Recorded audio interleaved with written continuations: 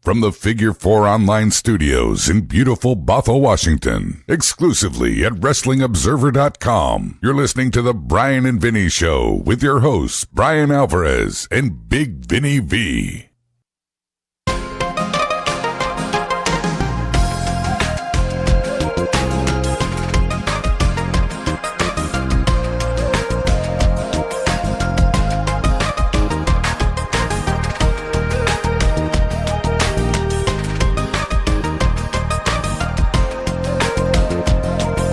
All right, it's Bryan, Vinny, and Craig show here, December 10, 2019, and Rob show. Figure4online.com/WrestlingObserver.com. We have got a lot to talk about today. Retro Raw, Nitro 19 years ago this week. I don't want to waste any time. I'm done wasting time. Pretty much done with these shows. I am done with these stupid shows. The retro era of the B&V show may be coming to a close. Dude, let me tell you something. When Russo was around, I was watching those shows, and I was just ready to quit. You remember this? Oh, I do. Just ready to vividly, quit. yeah. Okay. But we kept going. And, you know, I could watch the shows, and I would start to hate them. And then I would watch the show the next week, and I'd start to hate it. But we're at the point now where I just don't even want to watch these shows. I don't even want to start. Even with Russo, it's like, I'll start, and then I'll hate it. Now I hate them before the show even starts. You know what it is? It's because of October. As soon as NXT and AEW started, and I had had 5 hours of wrestling, which, by the way, 95% of the time, it's 4 hours of good wrestling. I've added 4 hours of good wrestling a week. I don't need these 4 hours of bad wrestling. It's even more painful than ever now. Dude, I was so into... I don't even know how I made it that far, but I got to the end of Raw. That is an accomplishment, actually. And Vince comes out. Oh. And I loved the beginning of Vince McMahon's promo so much that I practically wrote it down word for word. Oh. And then what happened? It You must have a just long text file. kept fucking going. It kept going and going and going. And when it couldn't go any longer, William Regal's music hit. I don't think there was a moment when Russo was running Nitro that I was so furious at as when they hit Regal's music after Vince had been out there talking for 20 fucking minutes at the end of the show. Then, of course, at the very end of the last minute, they bring out Steve Austin. He stuns everybody. We're supposed to be happy. I was not happy. I was like, this is bullshit. My temper... That's right. My temper is at an all-time low with these two fucking shows. And let me tell you something. If we had if we had a year and 3 months left, done. We would be done. I think I can make it through these last 3 months. But fuck me. My swearing thing, it's already done. We're 3 minutes into the show. I can't take it anymore. I mentioned this before. The other week I watched over 24 hours of wrestling in a week. 24 hours of wrestling. And this is 4 hours of it? Fuck you. There's a lot of good stuff I could be watching. Not this shit. We want to get into this. Let's get into this fantasy football thing and get it over with so I can get this show over with. Well, I am sick of retro. Would you like to unleash some venom and bury me for a bit, Bryan? Why? What'd you do now? Well, it's a... You don't know what's going on? No, I do know what's going on. I have not lost, but I am losing. The playoffs are a 2-week format. So... Rob's shaking his head. What's going on, Rob? First off, get in close when you tell me here. I don't think it's a 2-week format. I'm looking right here. It says playoff round 1, week 14-week 15. That sounds like 2 weeks to me. Yeah. Well, maybe it is. So... No one knows what's going on. Every league I've ever done has been the playoffs have been a single elimination. I'll check the schedule. I could have sworn. You told me it was playoff round 1 is, on the schedule is week 14 and week 15. Playoff round 2 is week 16 and week 17. So today I learned. So I am trailing that bastard Paul Fontaine. He's out for revenge. And doing yeah. well. I mean, sure, he's out for revenge. I did come here and bury him weeks at a time. So how's everyone doing? I am losing. Okay. Presently, 124 to 146. Rob is losing worse. 140 to 117. That's why Rob didn't say anything. Sorry, Rob. Actually losing about the same, I guess. Those are the only two actual playoff games, right? Well, for the sake of completion, Antonio the Promise Thomas leads Mike Sempervive, 155 to 119. Josh Nason leads Gary Gonzalez, 131 to 107. In two scores that I can't actually believe here.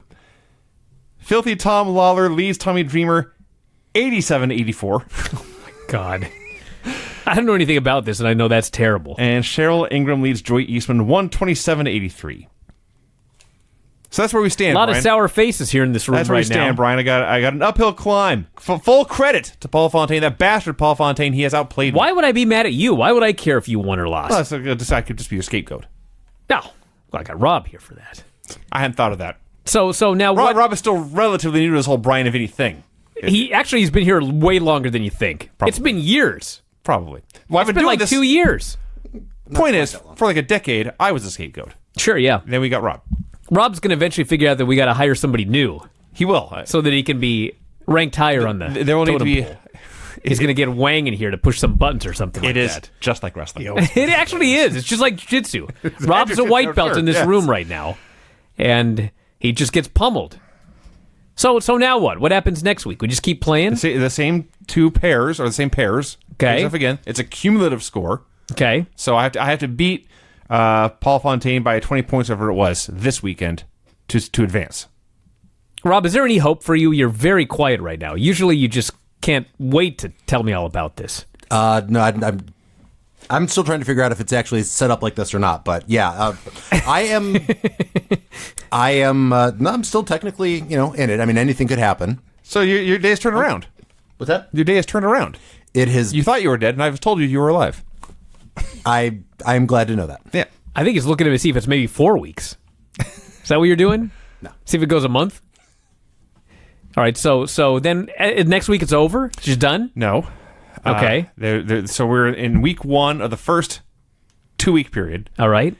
Then the winners of that advance. I see. So you're telling me that the guy that arranged this whole thing is winning right now?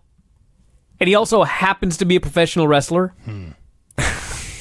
Am I wrong? Skeptical. Antonio, right? Oh, he's on the playoffs, though. No. Oh, I see. Okay. I got it. So he's already failed. Yes. Okay. All right. Well, there you go, everybody. That's the update. Well, let's get going on this thing here, Vinny. Let's do this. WWF Monday Night Raw, December 11th of the year. I hate to do this again, but I put a note here at the beginning to talk about this, okay? I have been nice for far too long. Fuck this network. Oh, yeah. Jesus fucking Christ. I cannot watch a goddamn thing on this fucking network. The new one, which just started, every 30 minutes, it just logs me off. That sucks. Okay? And, they want you to have a complicated password so that nobody can screw with your stuff or whatever. So I have to type in Bryan at WrestlingObserver.com on my fucking iPad. Then I have to do this complicated fucking password. 4 fucking times it kicked me off in the middle of watching these shows. What's going on? I don't know, but that would piss me off a lot. And then, of course, on top of that, I still cannot fast forward or rewind without losing sound. Now, before anybody makes one goddamn mention of our board, this is a $6 billion company. There's 1.5 million people paying $10 a month. I can't fast forward or rewind, and I keep getting kicked off. Why? Another reason to quit doing this.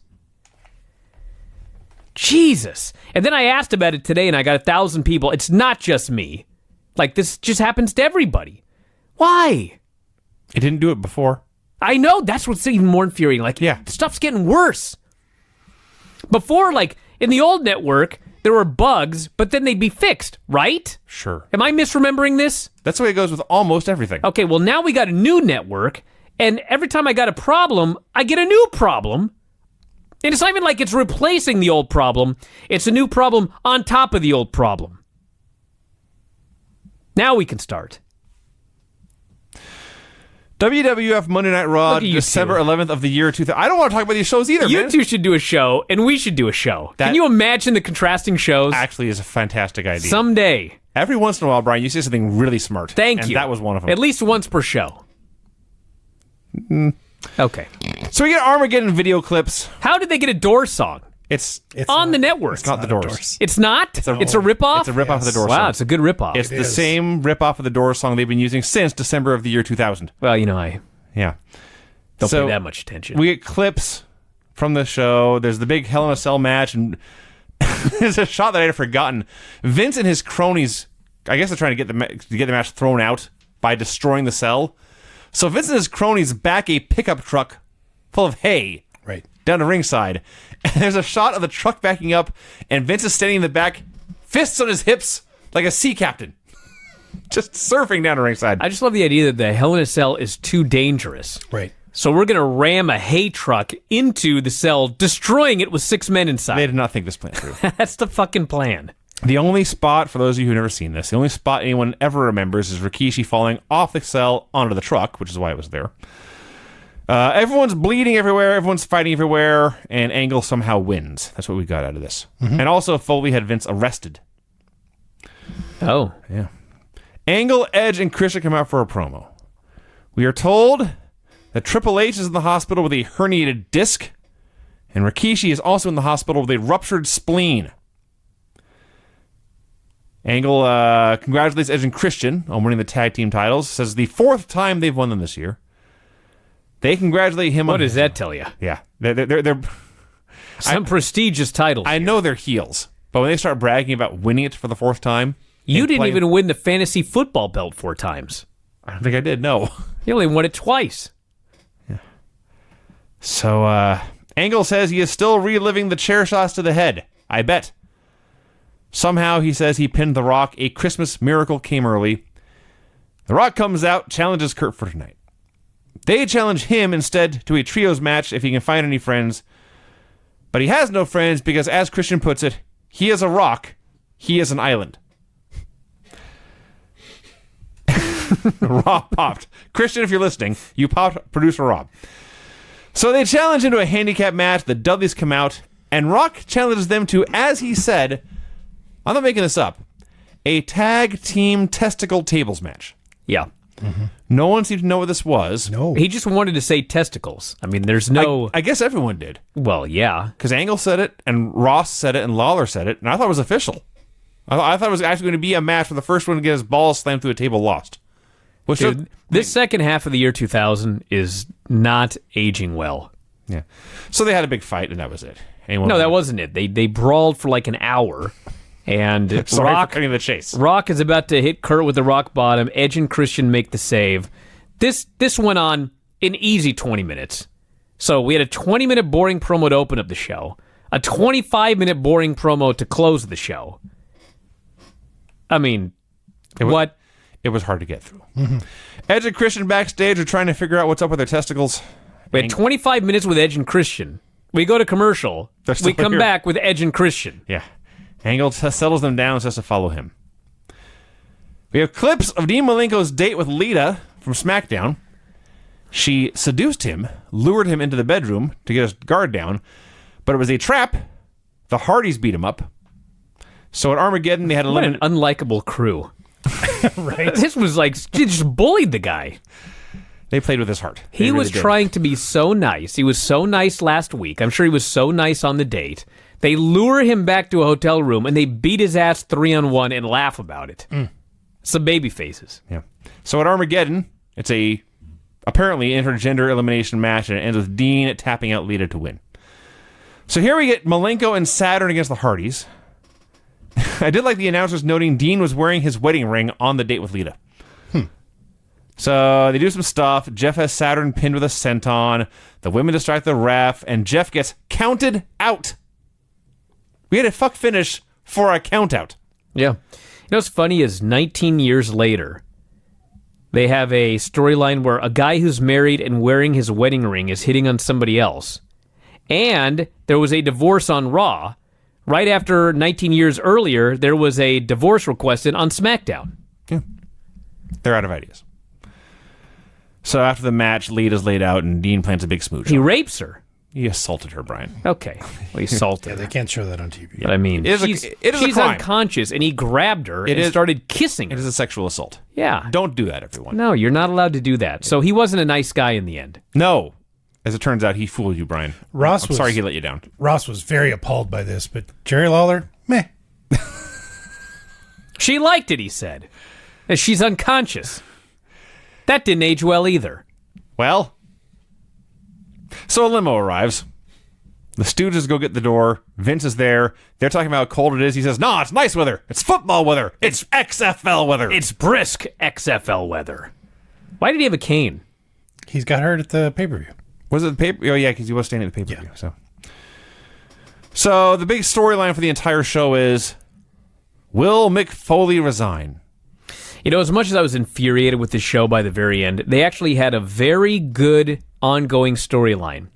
So Vince wants Mick Foley to resign because bad things happened at the pay-per-view Way too dangerous. In after he'd warned him that bad things were going to happen. Yes. So throughout the show, under his watch, bad things continue to happen. That is true. This was very good. I like the story of this show. So, as Vince explains, and has video footage of later, on SmackDown, Foley said if anyone was seriously injured at Hell in a Cell, he would resign. Well, Rikishi has a ruptured spleen. Hunter's in traction. How'd that happen? Following What happened to him? Maybe the truck wasn't I think gimmicked he well. got a legit herniated disc, didn't he? Hunter or Rikishi? Hunter. Yeah, I have no recollection. The only thing I remember is Rikishi falling onto the truck.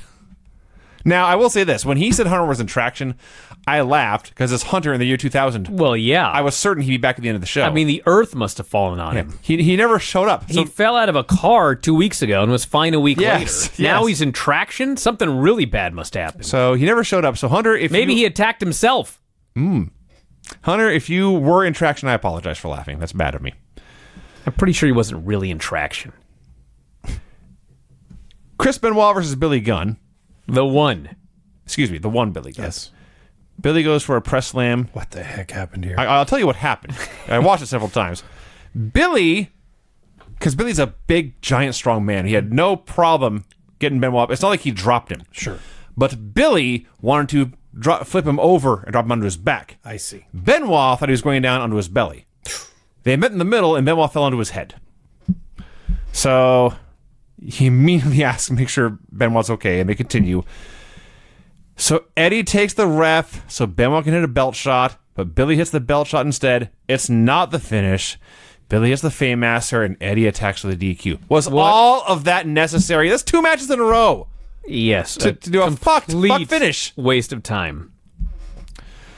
Michael Cole meets with the commissioners. Which, by the way, afterwards, Benoit just put Billy in the crossface and left him for dead. Nobody got. But God forbid we beat him. I don't We know. cannot beat the one Billy Gunn, but we can beat his ass and leave him for dead. Cole meets with the commissioners, asks, "Do you plan to resign?" Foley admits people got hurt at the pay-per-view, but if you'll excuse us, he says, we've got a show we're trying to run. The Undertaker walks down some stairs to talk to Michael Cole. We have more clips from Armageddon. Taker's a babyface, right? Allegedly. Well, you know what? I think he has been. Okay. I do think this was the start of where he turns heel. I could be wrong.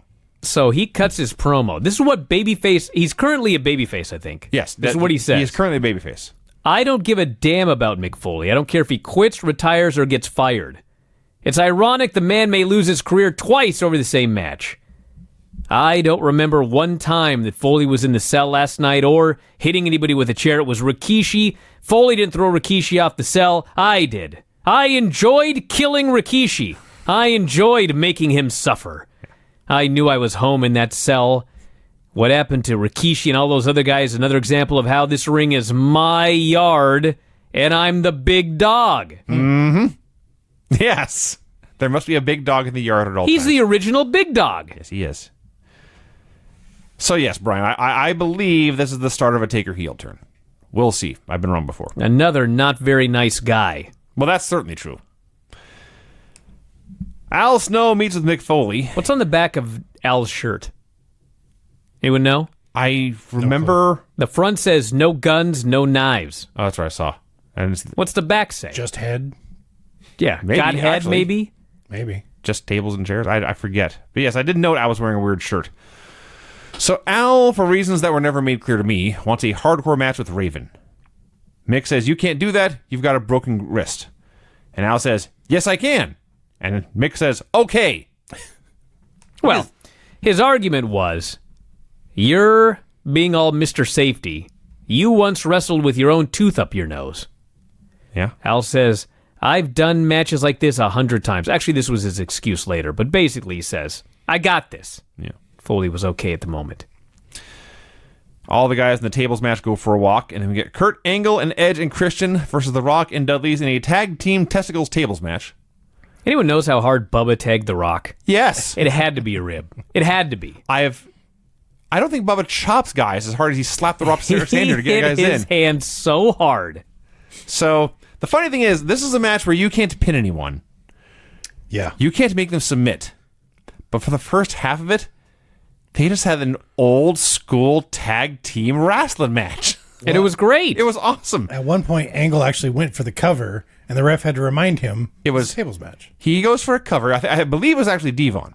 But somebody shouts, no covers, no covers. And so Kurt pulls him up right away. But then they go right to the corner, and as Kurt tags out, you hear him say, sorry, Devon. Now here's the funny thing. Angle going for a cover made the match better. Yes. Because he's a wrestler, and that shows he's out of his environment. So they're doing this really good tag team match. So remember how earlier I said that Bubba tagged The Rock really hard? Yes. Okay. I don't think he did it on purpose, but The Rock got his revenge. Oh, did he? I This missed was the not on revenge. purpose. Okay, so, Oh, yeah, you remember. okay. Bubba tagged Rock hard on purpose. Rock got his revenge on accident. Yes. Yes, got it. Okay. So Rock goes behind Bubba, or Angle goes behind Bubba. Angle's going to give him a German suplex through a table to win. Mm-hmm. Rock's job is to get the table out of the way. He gets it 95% out of the way. I'd say 98. The 5% he didn't get out of the way is the edge. yeah. Poor Bubba goes up in the air, and first he comes down, and he hits his head right on the edge of this table. And then, and this wasn't The Rock's fault, Angle, for whatever reason, like it was a shoot, goes to give this guy a suplex through a table, but the table's not going to be there. So Bubba lands right on top of his head. So he hits his head and then lands on his head, okay? Now, it takes a little while for your brain to figure out what's going on, but I mean, this was the worst of all worlds because the moment he hit his head, his brain probably stopped thinking about everything else to only think, ouch, and then he lands on his fucking head. A split second later. And literally, he's on his head, and he's on his stomach, and I'm not sure what it was he yelled, but it was probably fuck. You just hear Bubba on his stomach, and they've got the microphones of the ring, and you just hear, fuck! This noise after he lands his fucking head. That's probably exactly what he said. Probably- He survived, but my God, that was very violent. that sucked. He skinned the back of his head too. You could see it. It was bleeding, wasn't it? yeah, it was bleeding. Yeah. It was bad. It was not a good day for Bubba Ray. So I should add, just when The Rock got his hot tag, the white hot heat in this building, just insane. So eventually, Rock bottoms Edge through a table for the win, and the Dudleys put Christian through one just for good measure, and Kurt flees. This was, do I even need to say, the best thing on either show, and a huge success. You're underselling this Bubba bomb, but onto Christian Yeah, he's having a bad through the day. table. Good Lord. Yeah, I'm not sure the table actually slowed him down. Good stuff I wrote. It's like a meteor hitting the earth. So Vince and the Stooges are watching, and Vince says, matches like this are what Mick Foley's all about. The night after Armageddon, he gives us a tables match. I love that Vince McMahon is now only concerned with the safety and well-being of his professional wrestlers. Yes. And then I think it was Patterson says, he must be stopped. Vince says, Patterson, Briscoe, go get the papers. He's got papers. Very important papers. We cut to a shot of Chyna and her enormous bosom walking down the hallway. It's just an amazing It camera. was right there. It was an amazing It's camera like angle. a pendulum. Back and forth. Austin arrives during the break. China comes out for a promo, and part of why her bosom was so accentuated as before is she was wearing very strippery gear tonight because she's feuding with Right to Censor. And she notes there are not very many people who don't like the way I dress, and even fewer who don't like it when I'm undressed. Really, the only people who don't like these things are Right to Censor. Ivory can't stay out of her business, so she wants her tight-ass librarian butt down in the ring. And she assures Ivory, I am a 3-time Intercontinental Champ. I am not concerned with the Women's Championship. Oh, what a burial. Who wants that stupid belt? I just want to beat the morality out of your hypocritical body. Ivory comes out. This is unacceptable, repulsive, perverse. She will fight for what's right because China is wrong. And she and Stephen Richards hit the ring, but China throws him out right away. So it's China versus Ivory. China does a giant swing, and I think she legitimately got dizzy. Dude, she lost her own balance. Yes. She falls into the corner. Poor Ivory just goes flying into the ropes. Oh, Yeah. there was almost 2 casualties here because of a giant swing. Yes. Val attacks China. There's no bell. Val... Yeah, what in the fuck was going on? Because a bell here? rang to start the match. There was a ref there. Was it no DQ? Well, there's never a finish. I didn't think it was an actual match because it started with a promo. It just started the promo. But they rang the bell. They rang a bell, and a ref was in the ring. All right. Val pile drives her, and then the match just stops. Well, they hit a spike pile driver. It is spike pile driver, and she is stretchered out. I believe this is the end of China until the Royal Rumble. And the other thing about this is she goes for a spike pile driver. You're supposed to tuck your head. She does the opposite. Oh, no. She sticks her head out and looks at the mat. Yeah, that's exactly the wrong thing to do. She's lucky she was alive after this. Basically what happened to Buff Bagwell. They stretchered her off, and that was the end of that. They load her into an ambulance, and Billy Gunn is there with her screaming at Foley, this is all your fault. Actually, it's all the ref's fault. What the hell did Foley do? He allowed the match. No, he didn't. She called her out. You're right. I don't know. I don't know why it's Foley's 0% fault. to do with Mick Foley. Somebody had to be mad. Vince is appalled, says this might be the end of China's career, and it is all Foley's fault. He's trying to ruin my company, but not for long. Where the hell are my papers? Briscoe! It was a funny Vince moment. Mm-hmm. TNA versus the Acolytes, who are finally back. Dude, how many hardcore matches do we have to watch in this show? Is this a hardcore match? No. Just a brawl. Well, they brawled all over the place They and brawled- outside and into the crowd. That's pretty fucking hardcore. All I know is APA's been gone for months. TNA took over their office, took over their T-shirts, and we got this match. They wrestled for 3 or 4 minutes, just a big giant brawl, usually 3 or 4 guys in the ring, and Bradshaw pinned Albert with a clothesline from hell. Maybe there was more on SmackDown. Nobody cared. Well, no. Nobody in the building. Nobody on my end of the television. I didn't care. No. There you go. I don't have an answer. Vince says the APA is back. Maybe Foley is the one who'll be needing some protection. Briscoe arrives with the papers. He opens the envelope. He gets a paper cut. Vince reacting to Patterson and Briscoe is just the greatest. Yes. Just watch Vince while these 2 bumbling idiots are... That's why they're such great heels. They're the greatest. Because Vince is truly evil. He surrounded himself with nincompoops. Who he hates. Who he hates, but they're loyal. See, the dynamic works. They're loyal dunderheads. Thunderheads. Let's see. He points out he has a resignation letters. It says resignation in big bold letters at the top. And down here on this X is where he's going to get Foley's signature. So they're in Memphis. So they put Jerry Lawler into the ring. He is there to plug the upcoming XFL debut of the Memphis Maniacs. Oh, With an X, by the way. Maniacs. Yes. He brings out the Memphis Maniacs cheerleaders. These would come out. I assume these are just cheerleaders. They're dancers or gymnasts or just cheerleaders. Emphasis on dancers, yes. Sure. But I'm assuming, like I say, they're like legitimate performers. And they come out of this ring and Jerry Lawler screaming, "Puppies!" Like, oh my God, you dirty old man. Hello, HR. Yes. He said, we're going to have puppies in football in Memphis. They just have a dance party. They're just bopping around in the ring. Jerry Lawler and the cheerleaders. The Right to Censor come out. oh, Again. we just saw them. He did. This is so the wrong kind of heat. This is Baron Corbin. Baron That's actually a Corbin very keeps good coming comparison. out. Yeah. Like, For a variety of reasons. again. You people should be ashamed. There are children in this audience. And Richards buries Elvis and rock and roll and heavy metal and worst of all, rap. which brings out Road Dogg and K-Quick for a match. It's Road Dogg and K-Quick and Jerry Lawler versus the Right to Censor. It goes maybe a minute. Stevie Richards is a perfect foil for Jerry Lawler in Memphis. Oh, yeah. This 1 minute was great.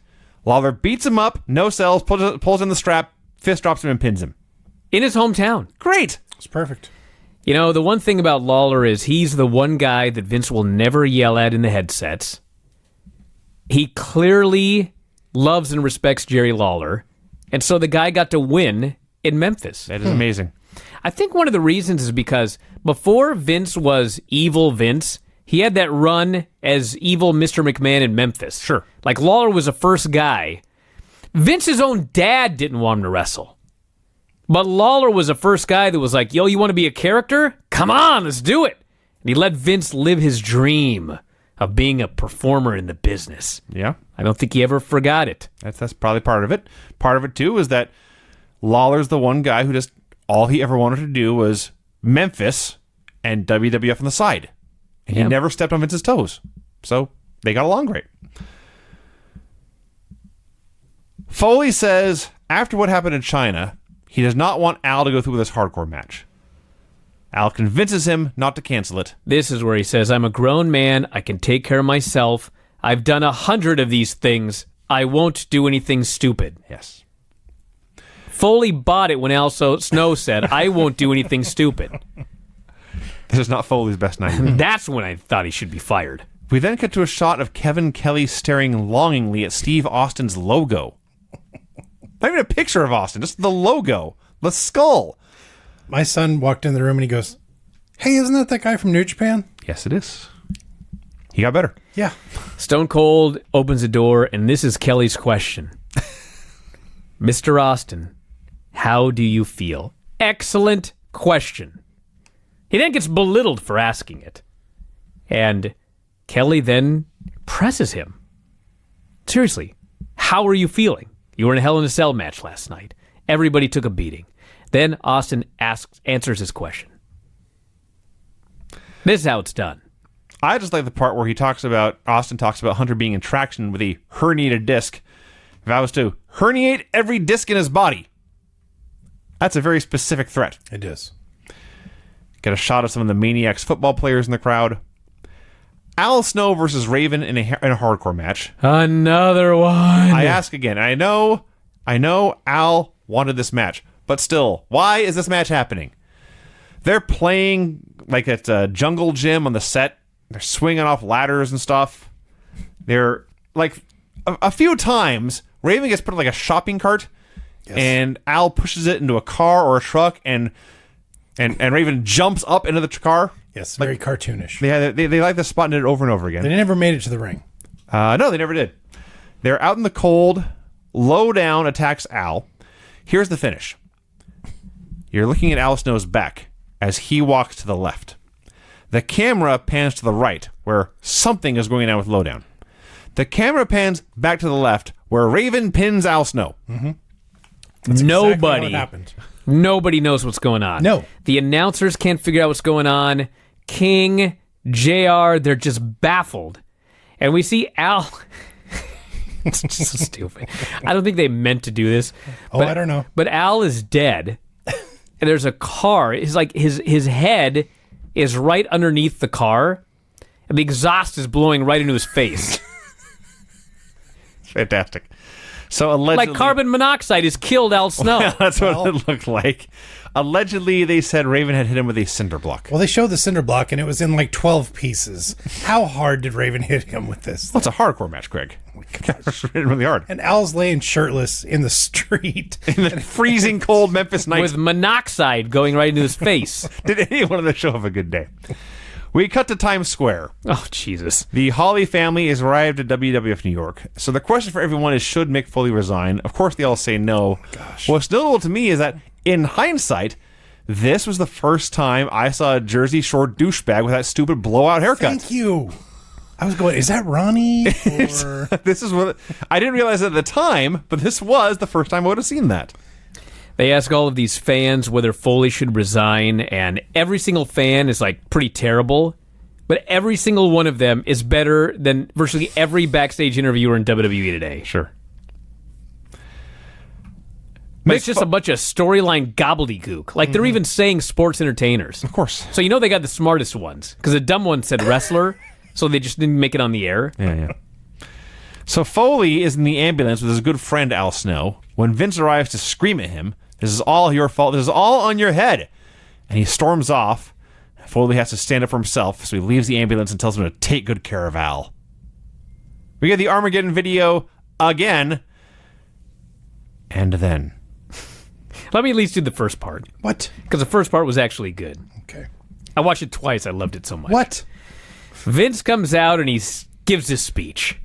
And keep in mind, it's better because it's Vince and he's got a crutch.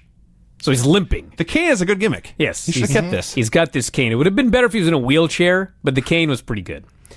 He says, "Quite frankly, I come before you tonight to say that I'm not necessarily proud of this organization. I'm not proud of the WWE at this moment, or at least certainly not proud of its current commissioner." Fans chant asshole. He says, "I do not deserve that. I'm not proud of a commissioner who forces 6 WWE superstars into a Hell in a Cell match against their will. A commissioner who shows no compassion whatsoever for my son-in-law, Triple H." Fans are chanting for Foley. "I am not proud of a commissioner who has absolutely no heartfelt feelings for Rikishi, who has turned a deaf ear to my personal warning that this would happen. I'm not proud of a commissioner who doesn't care about the WWE superstars, and you fans aren't either. So it's time. Time for a change. Time for somebody to come out here and do what he should do. Come out in front of me, in front of all of you, and effectively tender his resignation. Come on, Mick Foley. I know you can hear me. Get your fat ass out here and resign. Don't make me have to come back there and get you." Loved it. I was hoping Foley would just come out and we'd get to the fucking point. That didn't happen. Then this would have been great. Instead, my big mistake was I watched it twice. Vince was awesome. He's sitting there with his cane. And before all this, just to rewind a little bit, as he's walking to the ring, he gets up on the apron and he can't lift his leg over the rope. So he takes his cane and hooks it under his leg and pulls his leg up and over the rope so he could get it in. I was dying. He's the greatest. He's the best. So when Mick Foley came out, I looked down at the timer. Oh, don't even remind me. And here I wrote down, how can there possibly be 14 minutes to go? I thought there might be a main event. They had time. They certainly had time to do a full match and entrances. So Foley comes out. And first, Vince by himself played bad cop, good cop here. He says, "As a commissioner, you suck. As a human being..." You didn't even do justice to it. He put a lot of H's in that suck. You suck. It was only... I can't even do it. I'm not going to try. It was the... Anyway. But as a human being, you're not such a bad guy. There are lots of reasons you should resign tonight. He brings up Foley's health, the anxiety attacks. Let's talk about the anxiety attacks. The anxiety of his job where he's like in a forklift for his office. You didn't know what you were getting into, he says. You gave it your best shot. It's just too much. This is a thankless job. You should be home with your son, Dewey. You should be home with your gorgeous daughter, Noelle. You should be home with your lovely wife, Colette, who is pregnant, by the way. Here is the most important reason to resign. I don't know what happened.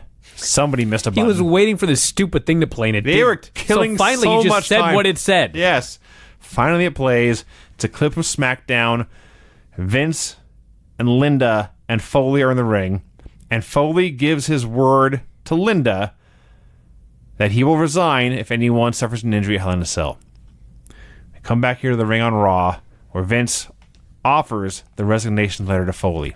In all caps at this moment, I wrote, "There are still 8 minutes left. What the fuck?" I simply wrote 8 minutes to go, also in all caps. You know, when I started the show, it was an hour and 40 minutes. Yeah.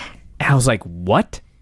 That's an overrun. How is a 2-hour show if you take out the commercials, an hour and 40 minutes. They're doing an extended overrun, I thought. I thought this better be, what do they call that stupid thing? Extra attitude? Extra attitude, yeah. I go, there better be an extra attitude I could skip. No. So, let's see. Foley finally says, I think I've listened to you talk long enough. I'll say. Then he says, I may sign this. I may not sign this. Are you fucking kidding me? Yeah, come on. Resolve the segment, Mick. Do or do not. There is no try. Then he says he has one more official act, and here is where William Regal interrupted. Never been so disgusted to see William Regal. Maybe any Englishman. Are you fucking kidding me, I wrote. Mm-hmm. On behalf of Triple H, Rikishi, and Stone Cold Steve Austin, and all the wrestlers under contract, we require you resign immediately, he says. This brings out Steve Austin. I don't need anyone speaking for me. Stuns Regal. He stuns Patterson. He stuns Briscoe. He's about to stun Vince. Vince turns around and fully puts him in the Sacco Claw, and they tear up the resignation later, and the show ends. And so, after all of this, 25 minutes of a very long show that I didn't need to see, at the end of it, we are right back where we started. Run in place for 25 minutes. Yeah. This went way, way, way, way, way too long, I wrote. Probably not enough ways in there. Mm-hmm. There's no... Brutal. Brutal. Play my music, let's end this. We're only halfway through, dude. I feel like the show has gone way too long already. Actually, the show has gone exactly as long as it always goes. Well, it must be horrible then. The finishes on this show were count out after distraction, which I still can't believe. DQ due to interference after a belt shot is not a pin. Clean victory in a tag team testicles table match. No finish in a women's match after copious interference. No count. But I'm not sure this is even officially a match. Clean pin, and pin in a wretched hardcore match after interference. Because yes, that horrible Al Snow Raven hardcore match was the main event. Yeah, that was the main event. Thank God somebody asked for that match. Otherwise, the main event would have been Something better. Road Dogg. Oh, it would have been the Lawler match. That was better. That would have been a Much fitting better. main event. Yes. God damn it, Al. Anything else you're going to fuck up? WCW Monday Nitro, also December 11th of the year 2000. Actually, I it's on drooled. I Tuesday. was so passionate about that statement. It was actually on Tuesday. It was 12/12. Was it? It was a Tuesday. I will. You know what? They did mention at one point Thunder was the next night. I will amend Well, my they notes. mentioned that Starrcade was 5 days away, There you which go. was not a Saturday. So every episode of Nitro must open with a dumb skit where the payoff is Jeff Jarrett hitting somebody with a guitar. What is this? I think this guy was supposed to be spoofing Emeril Lagasse. Okay. He was a chef. He was making gumbo and etouffee. He was making jokes about Bam. It made Rob very interested. It was the worst impression of anyone I've ever seen. Like, to the point where, like I say, I think it was Emeril Lagasse. Anyway, Jarrett hit him with a guitar. I don't know what's going on or why I should care. He ruined the gumbo, too. Probably did. Here's clips of Steiner destroying Arn and Lex from Nitro last week, and Goldberg and Steiner brawling, and Sid also out there. Mike Sanders is a meeting with Lex Luger. Sanders says, yes, I will make that match. They don't say what match. They never say, I assumed Lex was in it until later. Lex says, I want somebody to prove they deserve the privilege of wrestling me. Ric Flair comes out for a promo. He says, Sid and Steiner are there, but they will play by the rules. They will not contact each other in this arena. They will not fight here in Shreveport. And everyone goes, boo! By the way, speaking of the way I just started booing on that microphone, what was up with Scott Hudson's audio in the show? Everything he said was peaking and scratchy and distorted. I actually didn't notice. Yeah, it's just me. You know what I noticed is there was no Mark Madden. There was no Mark Madden. I noticed when women came out and there was no comments. Oh, Steve Ray called him Well, Yaks. yeah, Stevie Ray was back. So Well, I mean, Stevie Ray's there, but I'm talking like... he got retired like 2 weeks ago or whatever. So Flair says if Steiner breaks these rules, he will strip him of the title. Never says what he'll do to Sid. He warned Steiner that Sting... Well, Sid won't get a championship match. Well, Sid says that later. He warns Steiner that Sting and Booker T and Arn Anderson might all be here tonight. So he brought Steiner back just to threaten him. Tonight, it is Steiner versus, I'm not making this up, Sergeant AWOL Yes. for the World Heavyweight title. That's the main event tonight. World Champion. Wall. It's the Wall brother. Mike Sanders comes out and he starts to talk about how he's going to make a match of his own tonight. And Tony Schiavone, who I can only presume also just got done watching that Foley segment, says, and I quote, "Make the match already." So it's something with the Thrillers and the Insiders. I don't care. Flair announces, you can make that match, but I'm booking a match as well. It's you versus Sid Vicious. And if you don't do that match, you are not the commissioners anymore. And if the Thrillers interfere, they are history. So after the match has been booked, we then see a clip from earlier today where Scott Steiner is beating up Lash LaRue and the Wall makes the save. Yeah, so they referenced it before they actually showed it to us. That's right. They couldn't have shown this to open the show instead of that stupid chef gimmick. Jared has hit somebody with a guitar at the beginning of every show. That's the rules. Gene interviews Sid. Sid is the one who is lucid enough to explain that if he touches Scott Steiner, He doesn't even know what Steiner he's facing. then the That's match his lucidity. Yes, then the match at Starrcade is off. He promises Steiner will be hurt and says, "You have pushed the original Madman too far. You will pain." So, correct me if I'm wrong. So they're not allowed to touch in the building, but they can touch outside. Apparently. Okay. Why didn't Steiner just go the fuck outside? That's a great question. It took Steiner 2 hours to figure it out. That's the best answer I have. The Thrillers steal Goldberg's TV. Who cares? Why did they steal Goldberg's? Because he couldn't see what was going on in the ring. It plays in later. I can't remember where, though. They stole the monitor in his locker room. So he would not know who his opponent my was. God. Exactly. Thank you. So he would know who his Dude. opponent was. Sarge wants to find Mike Sanders. Disco calls him short. Called him a midget. Sarge, like a complete lunatic, just throws him against the wall and screams at him. Came off like a complete unlikable dick. He came off as a guy with a Napoleon complex. Well, that a too. legit one. That too. What do you mean a legit one? I'm talking legit. I see. Disco made a joke about, I didn't know midget wrestling was back. That's it? Sarge flipped his lid. They were talking about he was going to have a heart attack. He was purple. Over a short joke? Lance says, Lance Storm does a promo. He and Major Guns are scheduled for a mixed tag against Cat and Miss Jones. Why? Who the hell knows? Jesus. Do not ask that, Brian. We'll be here all night. If the Cat loses, Lance said, he should sing the Canadian anthem on Thunder. See, I'd like to hear that. The Cat accepts, but only if Lance will sing the U.S. anthem on Thunder if he loses. Lance says, fine, because I don't lose. Yes. So this match starts, and somehow we were already 17 minutes into the show and nothing had happened yet. Right. Stevie says he is cheering for the Cat in this match because if the Cat has to sing on Thunder, quote, he'll kill us all. Wow. Major Guns has one dropkick. It wasn't bad. It was good. It was a fine dropkick, and then some just god-awful brawling. So the women are brawling. Miss Jones is so beyond horrible. She's not trained. There's no way. Oh, my God. Running the ropes. Ah! So bad. Forget that, anything. They just had the most horrific brawl. They were in the match for like 80% of it. Dude. And then Shat finally hits the feliner. Elix tries to interfere. Duggan tries to interfere. Cat hits Lance with a 2x4 and then wins. The key is Duggan wants out of this stupid group. Yeah. That's obvious because he overthrew the 2x4 to Lance. Yes. And he was like, oh, well. Yes, he didn't care. I think he, like James Duggan, the athlete who draws a check from World Championship Wrestling, he's wanted out of Team Canada like the whole time. Right. Anyway, at this point, I wrote in all capital letters, "What shit?" Well, you're not wrong. Goldberg arrives at the building. Did anybody check out Thunder and see if Lance actually... I did not. I didn't either. I was going to. Nor do I have any intention to. Brian Emmett. I am. You want some homework, Greg?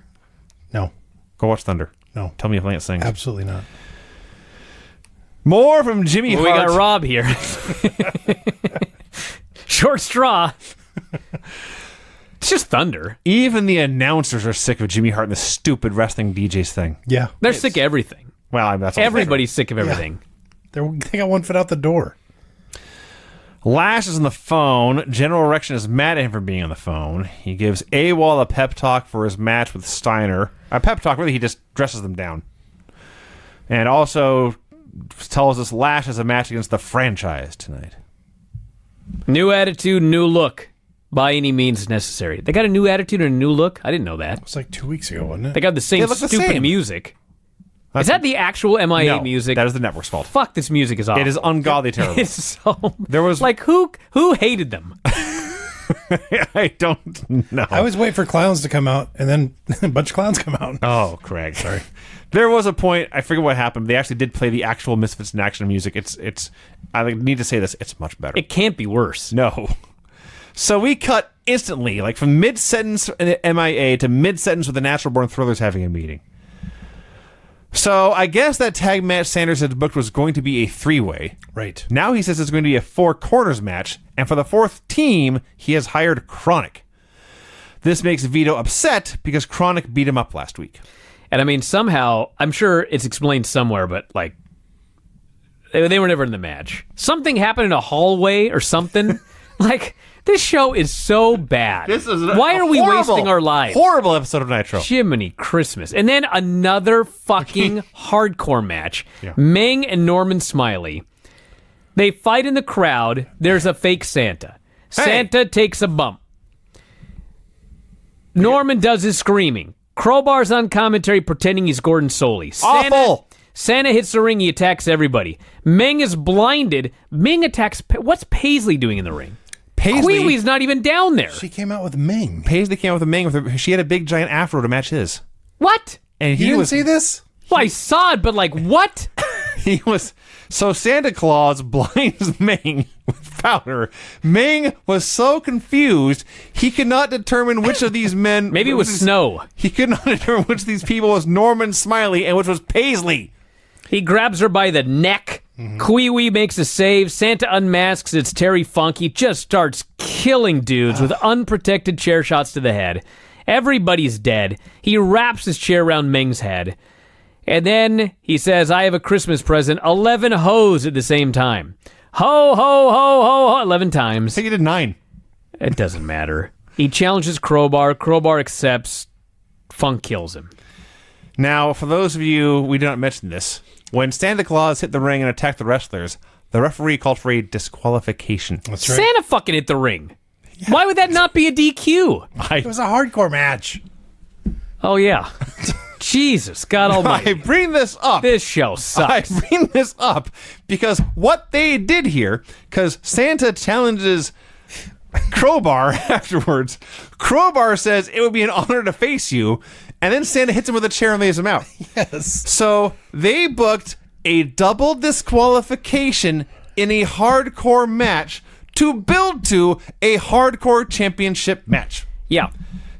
When Santa hit the ring and got called for the DQ, I wrote, this is one of the worst segments I've ever seen. And it only got worse. That was before Ming couldn't tell which was Norman Smiley and which was Paisley. I didn't even notice that they rang the bell. I was so busy watching everything else and trying to write down what happened. This was an overwhelming amount of bullshit. Now, does Crowbar have to wrestle Terry Funk or Santa? I don't care. Okay. Who cares? Yeah, Jiminy Christmas. Exactly. Santa. Sarge goes to Mike Sanders. First he wants Lex. Yeah. No, first he wants Lance. Then he says Lex. Whatever. It doesn't matter. No one gives a shit anymore. He wants Lex. Sanders says, I can give you a match with Lex Luger on Thunder, but I need you to do something for me tonight. And we don't find out what it is yet. The Heresies find a bunch of sandwiches. Oh, God. So there's a big-ass long It's sandwich. like a 6-foot sub. Okay, Yes. so the filthy animals are in their locker room, and they have a monitor that for some reason is directed to catering. Yeah. Right. Yeah. Okay, so they're watching catering. Sure. Which, by the way, catering is, there's one table with a really fucking long sandwich on it. That's it. Okay. So the Harris brothers walk in, they look at the sandwich, and they say, it's so big. Right. The filthy animals go, ha ha! Dick joke. So their brothers start eating this fucking sandwich. Mm-hmm. All of a sudden, it's Conan and Kidman watching a monitor that's showing them catering. Yes. All of a sudden, the suitcase at their feet opens, and Ray is in the suitcase. Yeah. Mm-hmm. Rey Mysterio Jr. was just camping out in a suitcase with Conan's feet on it. Why? I don't know. No idea. There was no room in the overhead. Now, let's think about this. So then they But announce... Before you announce, Brian, let's just think about this. We have seen the filthy animals have gone through the trouble to put a camera on the sandwich, and when the Harris brothers start to eat it, they start to laugh. Any moron, like, all you morons listening to me, right? Yes. You all know where this is going immediately, right? Absolutely. When Rey Mysterio pops up out of the suitcase in which he has been hiding for no reason, he declares, "Oh, the sandwiches I put laxatives in." Yeah. To explain to the absolute rock dumbest motherfucker what's going on here. Vinny, are you watching these shows with us? Sadly. Okay. That's what we're talking about if you're watching this show. That's who's left. If you're watching this show live on purpose, okay, they probably had to explain this joke to Hey, you. you just insulted me. Probably. This I didn't mean is to, but... the very bottom of the barrel. God. And people watch along with us. Can you That's believe fine. that? That's like fun. But like to Oh, watch to watch this live No. when it aired live, like willingly, not part of your job. The joke had to be explained. It's not fun to watch these shows, Brian. I just want that clear. No, imagine watching them live in the year 2000 willingly. We probably did. I was probably on your No, couch it was watching my this. job. Well, it was your job. I was just watching Nitro. Gene interviews Steiner. Steiner doesn't care what Flair says. If he sees Sid, he'll knock his ass out. AWOL is part of Ric Flair's plan to wear me down for Starrcade. But I don't care. You keep bringing him in, I'll keep knocking him down. Ric Flair is the babyface. Steiner is the heel. Yeah. Running the gauntlet, Vinny, this overcoming all odds. this doesn't even register compared to later. We cut to Pam. It's a good thing she's hot. Yeah. And she was really hot this week. Right. She's trying to ask AWOL a question, and on like the fourth try, he gives up on her, and he just takes the mic and cuts his promo. Rection cuts a promo, hyping up the Cajun versus franchise. Lash starts to talk, but something he says is, I guess, Chavo's new catchphrase, apparently. Because he said something, and Rection snaps and says, "You got that from Chavo."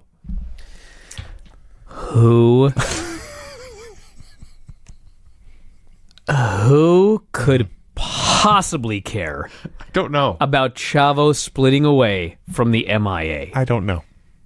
I don't even think Eddie gave a shit. I'm sure, Nobody, no person living could care about this. Sanders comes out in street gear. He says, "I have not been cleared medically. The match is off." Sid comes out in street gear. Sanders offers a handshake. Sid destroys him.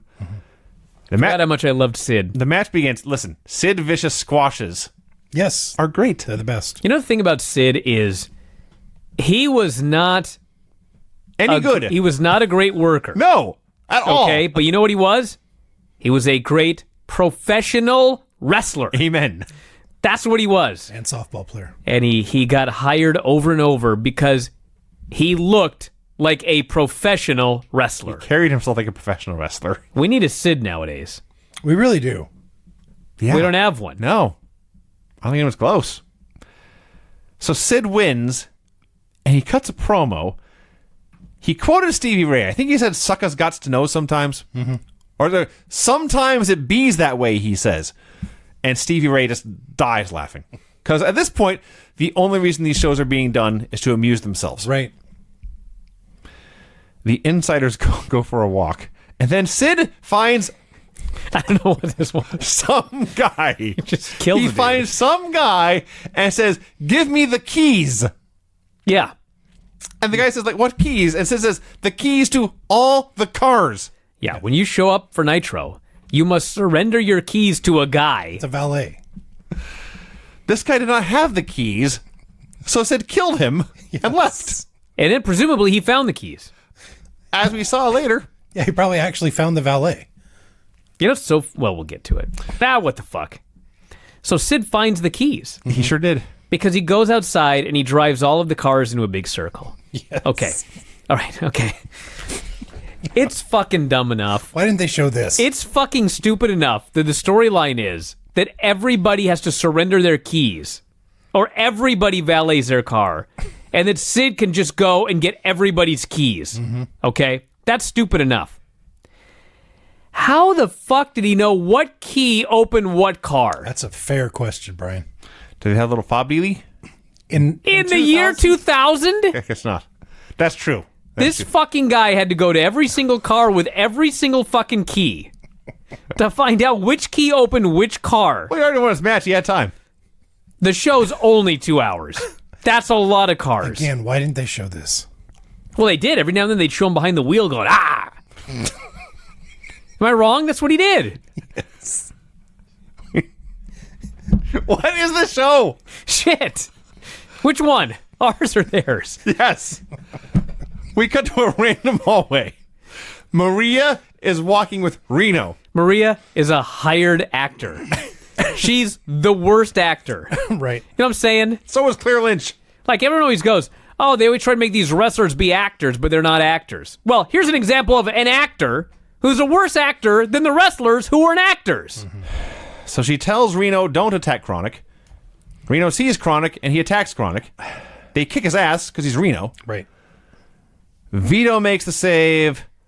The Thrillers try to calm Chronic down. They say this is not part of the deal. We're out of the match. Stasiak tells them they have a bad attitude. Vito tells Reno they're brothers. They are back together again. I have no idea why. And for the love of God, do I not care. Furthermore, All caps. I have no idea what's going on. That's what I wrote. Sanders wanted to book Chronic in a Four Corners match against the Perfect Event, also Jindrak and O'Hare, and Page and Nash. So they got 2 teams of Thrillers, and now there's only one other opposing team, and they were upset because Chronic didn't want to do the match. Hello? They're not very bright. They don't think these things through. So the match ends up being the Insiders versus the Perfect Event versus Jindrak and O'Hare. Okay, so there was one good spot in this match, which was the 3-way sleeper jawjacker. Okay? Just want to get that out of the way. All right. Okay. What in the hell happened in this match? Does anybody know what happened? Basically. Okay, tell me. It was I was lost. It was sloppy. It was Yes. not very good. Now, I will say this. Nash and Page, the crowd still saw them as megastars. So this had more heat than pretty much anything else in the show. So Nash makes a comeback, but he gets cut off. They lay him out, and O'Hare hits the senton. Okay. So Nash is out. Now, even though it's technically a 3-way match, obviously the Thrillers are all working together, so it's realistically a handicap match. So Page tries to run wild. He has a diamond cutter on somebody, but they hit him with a belt. And then Nash, who is still selling the senton, gets pinned by Palumbo. Wait a second. No one hit Nash with a belt? No one hit Nash with the belt. You got to be kidding me. No. Okay. When this match is over, they drag Nash towards the post and they go to commercial. Right. Okay. Yes. All right. So they go to commercial. Commercial's 4 minutes or whatever. They come back and now Nash is at the post. Well, it took him a while. I think He's either been at the post for 4 minutes or it took him 4 minutes to get him to the post. I believe they did say this was during the break. Okay, one way or the other. The important thing is they crotch him on the post and they start ramming his knee into the metal post. Well, okay. kinda.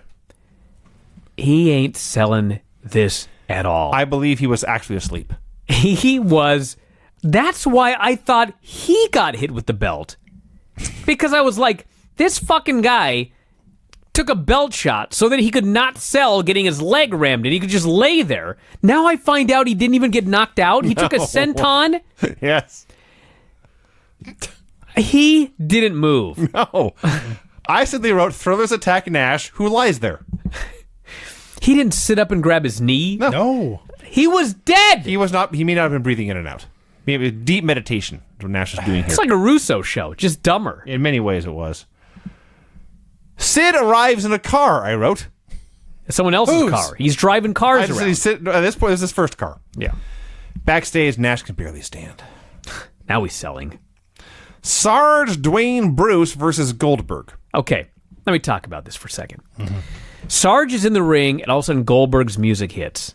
And I guess his TV got stolen. Right. So he couldn't find out what was going on. Keep in understand mind, that. I had a TV. I didn't know what was going on. That's also true. So Goldberg starts heading to the ring. The smoke goes up. He snorts it or whatever.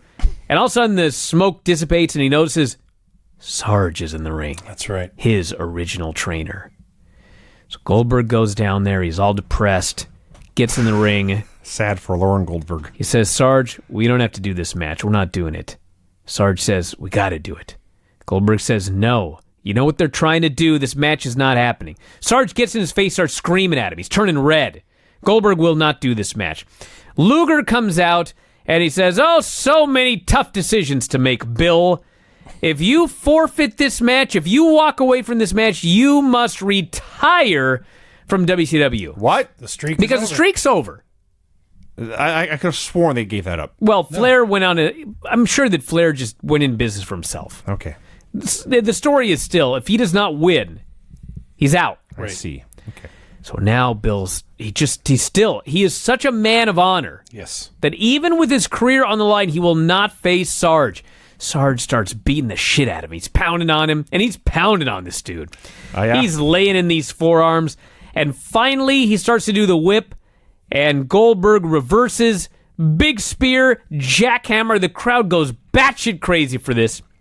This was when I tweeted, if you took every Goldberg segment off every show in 1999 and 2000, and you just made like a tape, and you took it to the moon or Mars, you showed some fucking alien, Okay. they'd be like, this is the hottest promotion in the universe. Actually, if you took it to the moon, they would think this has got to be their leader. This goddamn show sucked, okay? Just fucking sucked. But this Goldberg segment with Sarge was so good. It was. The only good thing on the Everything show- that Goldberg does, somebody did point out, well, what about when he went against the script? Okay, that one sucked, all right? Take that one out. Everything else that Goldberg was ever involved in, on the most shitty, bottom-of-the-barrel bullshit WCW shows, was so great. He was. This guy's a Hall of Famer. He was the guy who could not be fucked up, and they tried. Oh, they tried all right. They tried to cut his arm off in a window. Everything he did worked. He was amazing. Jamie Noble meets with Meng. Look, this is the four people hanging out, bebopping around in the hallway. Meng, Kwee-Wee, Crowbar, and Daphne. Everybody that's been killed minus Daphne. No, Daphne was there. Yeah, but she didn't get hit with a chair. That's true. Terry Funk did not wrap a chair around her head. Right. That's good. So Jamie Noble meets with all of them. He explains he no longer wants to hang out with Evan Courageous. Well, Evan comes running up. Jamie gives him the kayfabe signal. Evan says, Sid's up to something crazy in the parking lot. Y'all got to see this. And they all jump up to see what Sid is up to in the parking lot. Shane Douglas versus Lash LaRue. So they're doing this match. Chavo wants Lash to use a chair. Lash is saying, no, I do not want to use a chair. They're having reverse tug of war in the ropes. Chavo wins because they're both pushing the chair. You see. I see. yeah. Chavo wins. He pushes the chair so hard that Lash spins around. He accidentally hits Shane Douglas with a chair, and thus he is disqualified. I wrote, someone had a stupid idea, and they actually did it. I wrote, holy God, what a terrible show. Fucking horrendous finish. And then the huge erection comes down, screams at Chavo. This is where I just could not believe that their idea is, we're going to break this group up and people will care. Yeah, and then nothing happened. Yeah. Yeah. Jarrett arrives at the Harrises, tells them, I brought you your sandwiches. And they are confused. Here I wrote, Sid arrives again in a different car. What on earth is going on? Okay, hold on a second. I just figured this out. Are you telling me that the filthy animals... Got their own 6 foot Okay, sub. hold on a second. They didn't just go spike the sandwich and catering. They set up a fake catering. Yes. They went out of their way to get 2 fucking giant-ass sandwiches. And a camera. How did the Harrises get into the fake catering as opposed to the real catering? It's just their locker This is room. even dumber. It's just their I dressing room. thought it was really dumb. This is even dumber. They should have used a stick and a box. That was on Thunder. I forget exactly what happened. That's right. But I will never forget Tony Schiavone screaming, "They put him in a box!" Sid's being all insane, I wrote. Pamela Paulshock interviews Mike Awesome about Bam Bam Bigelow. Awesome says, "The career killer is itching to come back out." Actually, hold on a second. I've had it. I'm done. Dude, he says, correct me if I'm wrong, okay? I'm not mad. I'm done. Correct me if I'm wrong. He says, I want an ambulance match with Bam Bam Bigelow. Right. Sure. Just remember when they're hauling you to the ER, you asked for it. Am I wrong? That was his promo. No, now that I think about it, that is exactly That's what he said. You're right. That is actually word for word what he said. Is anything on this show good? Goldberg. My Goldberg and Pam God. Sweater. Gene goes to interview Jarrett and the Heresies. They have a tag elimination match against the Animals. I wrote here at Starcade. Elimination. Oh, yeah, indeed. Yeah. But the Harrises are in great physical distress. They go running off the set. And again, in case you are the rock dumbest mouth breather out there, Tony has to explain, the laxatives are kicking in. I will say, this was all really, really stupid. God, this next segment. But it was worth it because as they're being interviewed, as Gene is interviewing them, one of the Harrises simply says, if I move, something's going to happen. Tony Schiavone legit lost it. Yes. He starts howling. Probably just been broken by this show. I have. And that was like the straw that broke the camel's back. You know how many times they do some stupid line in WWE and the announcers fake laugh? Yes. This time the announcer really laughed. Yes, he did. It actually made it funny. I laughed when Tony laughed. So the match is supposed to be Oh, the Filthy Animals versus Jeff Jarrett and the Heresies Right. in an elimination trios match. Correct. The Heresies, who were already feeling ill backstage, they go through the time to come down to the ring so they can run to the back. Well, they're to get paid. So Jeff Jarrett is now going it alone against all 3 Filthy Animals. excuse me. Jeff Jarrett is going in alone Yes. against 3 men. So I found a third thing to like about this show. Goldberg, Pamela Paulshock Sweater, Okay. Tigress' side boob. Okay. Okay. I can mention something about the actual match. No. Oh, for the love of God, no. How dare you? How dare you accuse me of finding anything positive I don't in know. this You match? started talking about it and then said you had something positive to say. So, again, Jeff Jarrett, the most unlikable, Yes. unadmirable, Absolutely. non-entertaining guy, the most easy-to-boo guy on the entire Preach, roster. Vinny. Preach. He's in there against the Filthy Animals. 2 small dudes who do cool moves, and one guy who sometimes says funny things. Okay. It's 3-on-1, Advantage baby faces. advantage baby faces. He's gonna go it alone. Yeah. They start the match. There's some kind of folderol happening. And the next thing I know, Jeff Jarrett pins Conan with the stroke. Are you kidding me? I wrote. He overcame the odds, hit his move, and pinned their captain. He's winning. What's going on? Vinny, you're forgetting, but last week on Clearly. the show, they also had the man disadvantage with Jeff Jarrett. Remember when he was fighting valiantly and the people started to cheer him? No. Yeah, that was last week. They're doing the same goddamn thing again. So he's eliminated one man. It's now 2-on-1. So Jarrett's music plays because nobody knows what's going on. That's right. I'm watching Ray and Kidman get near fall after near fall. They can't finish him off. I No. can't believe what I'm seeing. Then it was time for a ref bump. Here is how they bumped the ref. They sat down and said, how can we bump this referee? What's an idea where he may accidentally get clobbered and laid out? So Jarrett crotches Rey Mysterio Jr. on the top rope. Ray bounces up and down. He sells his scrotum. Then it's time to get off the ropes. He steps off. He lifts his leg into the air, and his foot bumps in the referee's head, and the referee falls over dead. Think about how little thought went into the actual match and how much thought went into that stupid ref bump. So the point of bumping the referee was so Jarrett could hit Kidman with a guitar shot, but then not pin him, because Rey Mysterio hits him with a sunset flip and pins him instead. Jarrett almost beat 2 men. Not only, Brian, did he almost beat 2 men, but if this had not been elimination rules, he would have beaten 3. Yeah. Yes. What in the holy hell was this? Well, the words I wrote here, stunning incompetence. I stand by that. Sid parks the last car. It's finally revealed he has driven all the cars into a big circle so they can fight in the parking lot. Scott Steiner versus Sergeant AWOL. This was fine. It was a perfectly fine little TV main event. Steiner in the end of 2000 was having fun, nothing happening. His main event championship title matches reign regularly. After 2 matches is a billion times better than Booker T's. Yes. He knows the first part of the match, you just do whatever, you kill some time, then you do most of your big moves, then you give the babyfaces comeback, then you hit your finish and win. Great! This is a fine template. I like when Sergeant AWOL, the wall, goes to grab a table, and we are told that's AWOL's trademark. It is? Not Public Enemy, not Sabu, AWOL. not the Dudleys. The wall Yes. uses the table. So he sets up the table.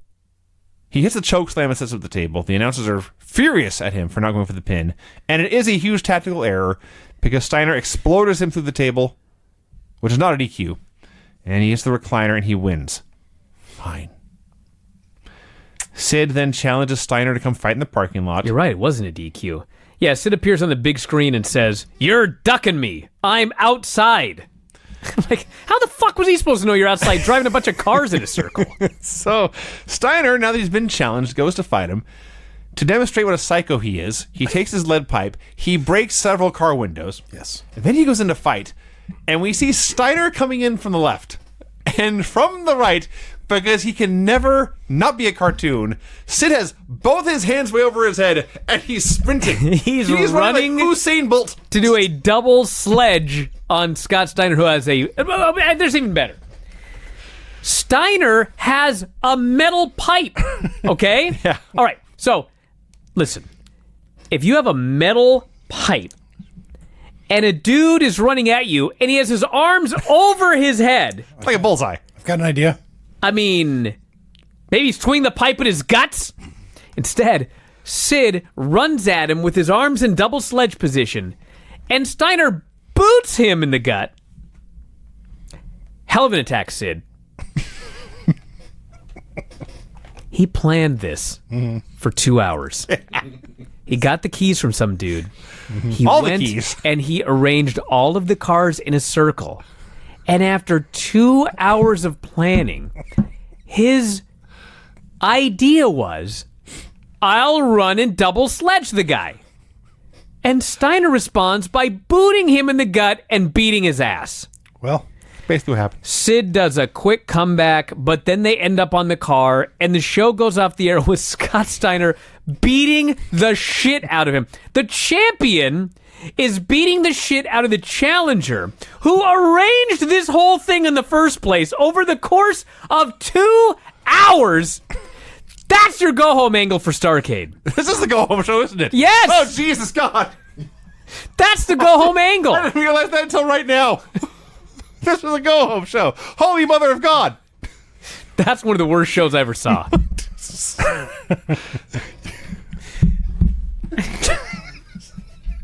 I can't. That's the end. I'll say. Okay. Whatever. Let me say it again. Whatever. I didn't do this justice in even the reissue of Death of WCW. This show deserves its own fucking book. You're not wrong. The death of the December 12th episode of Jesus Christ. This was a horrible show. Horrible. Oh, God. Can you make it through this report? I shall do my best. I shall bravely endeavor on. The finishes on this horrible, horrible show were pin in a mixed tag after 2 failed interference spots, double DQ in a god-awful hardcore match, clean pin, technically clean pin in a 3-way tag match that was really a handicap match, clean pin, DQ when one guy accidentally hits another with a chair, pin in a 3-on-1 elimination match, but not until the heel overcomes the odds and pins one of the baby faces, so if it had not been an elimination match, he would have won clean, and submission after a table spot is not a DQ. I got just 2 quick things to say. Number 1, this had to be the worst non-Russo WCW Nitro show I've ever seen. It was up there. It was way up there. And number 2, it was only a week ago that I was talking about how WCW had done such a superior job Yes. to WWE That's right. in building up their pay-per-view. Talk about peaking too early. Dude, did the tables fucking turn this week? Oh my God. Can you imagine people actually bought Starrcade after this show? I can't. All right, we're out of time, everybody. It's almost the end of December. Yeah. We're almost done. We're going to wrap it up, everybody. Tomorrow, hey, thank God tomorrow's Wednesday. We can watch AEW and NXT. Vinny and I will be back to recap it on Thursday. If you want to send gifts for the Christmas show, P.O. Box 426, Woodinville, Washington at 980.